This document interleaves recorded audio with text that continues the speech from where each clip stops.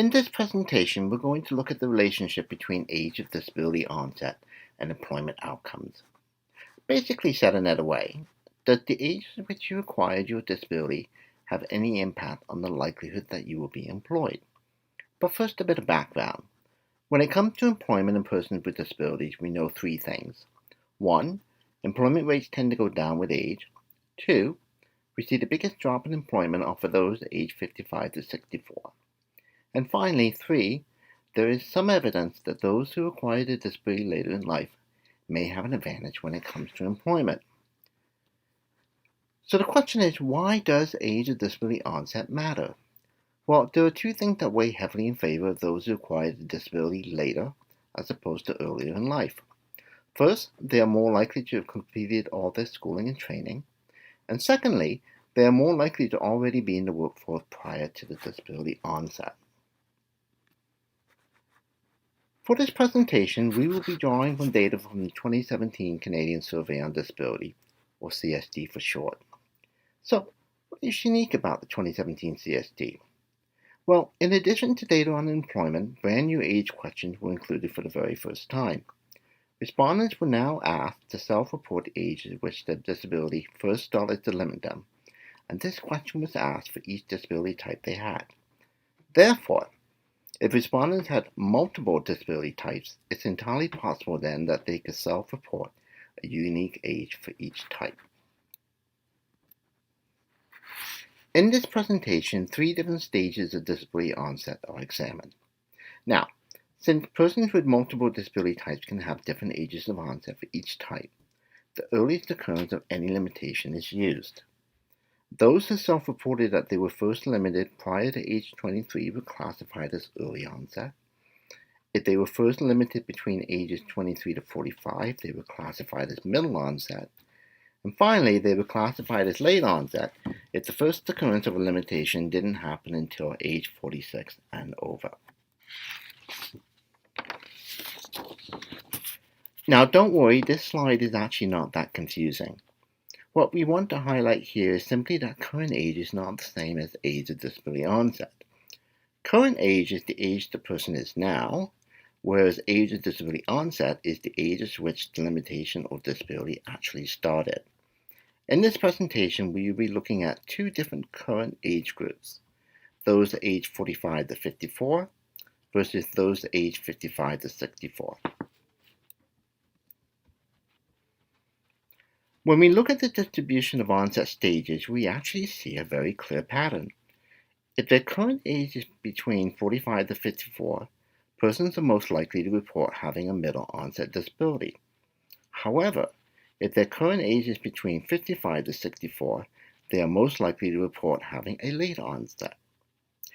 This is actually quite an interesting finding, since we would expect that the current age should not impact the underlying distribution of the onset stages. However, this is clearly not the case. What this tells us is that any examination of onset stages will depend heavily also on the current age of the person. A second and equally important finding is that age of disability onset does not appear to have a substantial impact on educational attainment. In other words, the distribution of onset stages is about the same whether the person has high school or less, or post-secondary education. We now turn our attention to employment rates by select characteristics. When broken down by sex, the pattern is quite clear. In most cases, the employment rate is highest for those with late onset disability. For example, for women aged 45 to 54, the overall employment rate is 57%. However, when broken down by stage of onset, the employment rate is highest for those with late onset, at 63%. 2 additional findings worth noting. 1, regardless of stage of onset, the employment rate is consistently around 1.5 times higher for younger versus older adults. 2, regardless of stage of onset, the employment rate tends to be higher for men than women in most cases. In this next slide, we turn our attention to severity of disability. As we can see, the pattern is far less clear since the stage of onset associated with the highest employment rate varies both by severity and current age. These preliminary findings suggest that the relationship between onset stage and severity is somewhat complex. Now, this will require further examination and is unfortunately beyond the scope of this presentation. Nonetheless, what we find is that the employment rates are around 2 times higher for those with less severe compared to more severe disabilities, regardless of onset stage. When it comes to education, an interesting pattern emerges. For high school or less, those with late onset have the highest employment rate, but it's actually early onset for those with university. What we also see is that the employment rates are around 1.5 times higher for university compared to those with high school or less.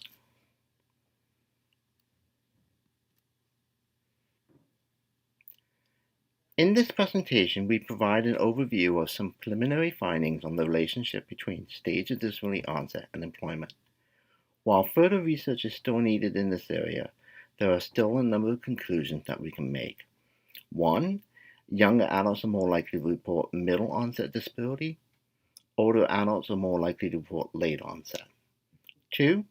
Employment rates consistently around 1.5 times higher for younger compared to older adults, regardless of stage of disability onset. 3. When examined by sex, employment rates generally highest for those with late onset. When examined by disability severity, pattern in highest employment rates less clear and can vary by age and severity.